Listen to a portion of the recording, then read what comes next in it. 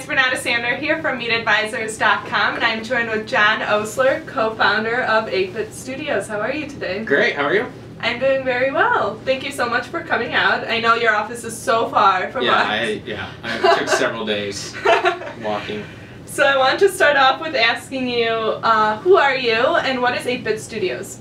Sure. So I'm one of the co-founders of 8-Bit. There's three of us all together. I actually run our user experience and user interface teams. 8-Bit Studios has been around for about 6 years now, and we do web apps and mobile apps. So we take them from user experience through design through development. So we're a full cycle studio.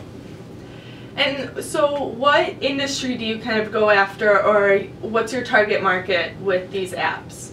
So primarily, it's kind of funny, we don't necessarily sit into a vertical right now. So we're working primarily with startups here in Chicago. Okay. These could be, some are bootstrapped, most have a Series A round of funding, or have a larger angel round that they've completed.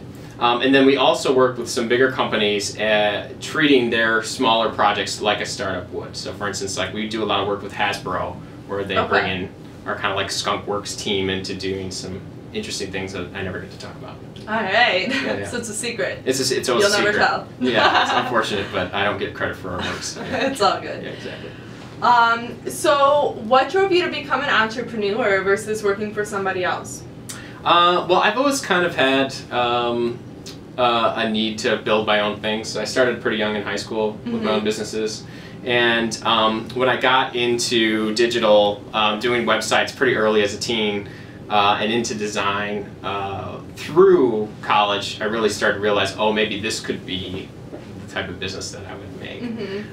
So that evolved pretty quickly. I worked at a couple of agencies here in town. I worked at what's now Blast Radius Design Kitchen, and then I was also at Duo Consulting here before, and moved from Michigan here to do that. And so it was really kind of just a matter of time before I felt like I had enough experience, and I was self-confident enough to say, okay, I want to really put my own flag in the beach. Yeah.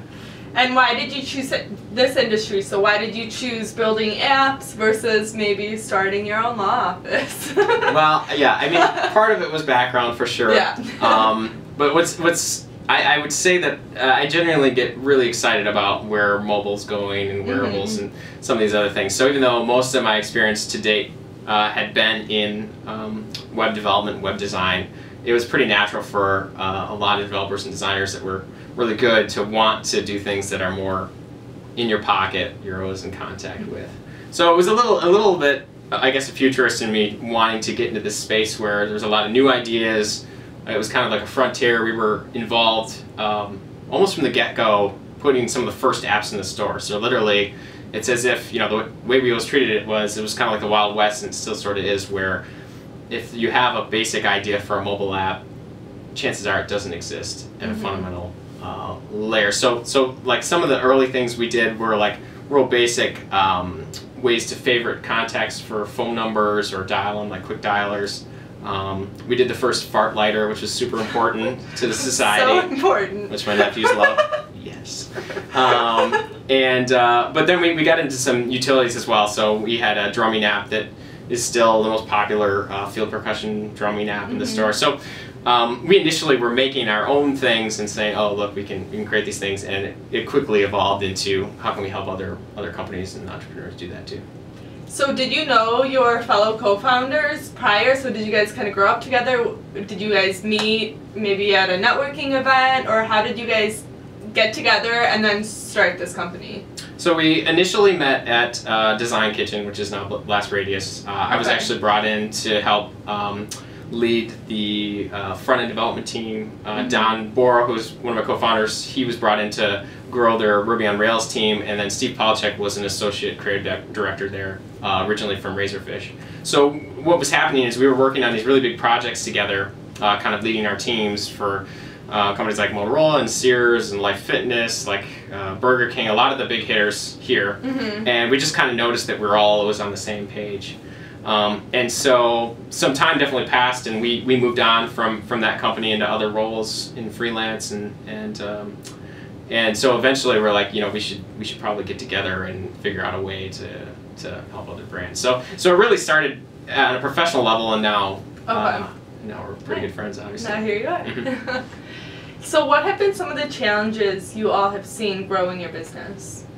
I would say the biggest one is how to grow. So we bootstrapped our business. So basically, the three of us saved up a bunch of money, and we're like, okay, like, here we go. Like, everyone get ready for this. Yeah. And yeah, the biggest challenge was getting those first relationships started. I mean, it's like any business. Like, getting your first relationship started was the hardest, and sort of producing some work that can lead to other things. And so for us, it was really making sure that we grew at the right pace, like not trying to get too big too fast so we had to let people go, and not growing so slow that we need to get other jobs. So it was very much about how do we go from point A to B versus how we saw the company at this point C, which was very much a bigger thing. So how did you kind of do that? So the first thing we did is we started working with just contract employees. So the three of us have always really been involved in doing some of the work. So we started by doing a lot of the executions. So we're like on the ground doing the design and everything and ensuring. But then as we went out to get more work, I think the one thing that we consciously tried to do from the beginning was to make ourselves a little uncomfortable. So it was try to go after a little bit more work than we could safely do on our own. And so it really started small that way, where it was the three of us. We finally added a project manager and developer to that, and so we slowly grew that way, where okay, now it looks like we can handle 3 simultaneous projects, and then 4, and then there's one of those projects needs a little bit of work. So it very just slowly grew that way. And it probably wasn't until maybe 2 years in that we decided that it was time to develop a relationship with a bank locally, and hedge a little bit. That now that we had a little bit of rhythm, we knew how much work we'd have coming in. Nice. So I want to end off with asking you to tell our audience, what is that one piece of advice that you would give to our community of entrepreneurs on Meet Advisors? I'd say we meet with like a ton of startups every week. I would say we're part of right now almost every mobile conversation that's half serious in Chicago, and I would say the number one thing we always experience with entrepreneurs or even people leading bigger groups is that everyone has a vision for their product when it's like really booming, even to the point where they have like, we're going to work these business relationships, but almost none of them have that the growth strategy figured out. So it's like they come to consultants like us to help plan the app and figure out the strategy and to design and build it, but oftentimes they're not thinking about that A to B before they get to C thing. So I'd say if I had one piece of advice is really to think about how you would slowly grow your company if that were the case. Just because not every app is like the second version of Instagram or something like that. And so I would say that's our number one thing is trying to figure out the best way to make little moves in order to grow something. And a lot of times we use analogies like party planning. Like, for instance, if you're starting a new app and you want a lot of people to know about it, if you think about it the way a party planner would, it's a nice way to like put a lens on it. So it's more like, who do I need to invite?